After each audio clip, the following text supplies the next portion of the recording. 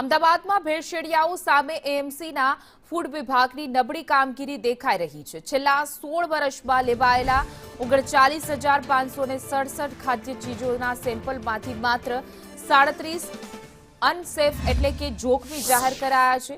અધિકારીઓની ઉદાસીનતાના કારણે food safety એક્ટના 2024 case વર્ષોથી પેન્ડિંગ છે, જેમાં કેટલાક આરોપીઓના પણ મોત થયા છે તો કેટલાક ધંધા બદલી નાખ્યા છે. આ તરફ અત્યાર સુધી માત્ર 242 કેસમાં 77.62 લાખ રૂપિયાની પેનલ્ટી વસૂલવામાં આવી છે.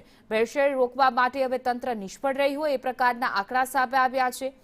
2019, 20, 21 અને 22માં જે રીતે સેમ્પલ લેવામાં આવ્યા હતા, જેમાંથી અનસેફ સેમ્પલ સામે આવ્યા છે. 2024માં 3 અનસેફ સેમ્પલ મળી આવ્યા છે, 2025માં 6, જ્યારે 2026માં 9 અનસેફ સેમ્પલ સામે આવ્યા છે.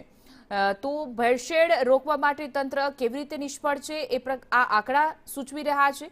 2011માં 5 અનસેફ સેમ્પલ સામે આવ્યા હતા, 2015માં માત્ર 1 જ અનસેફ સેમ્પલ,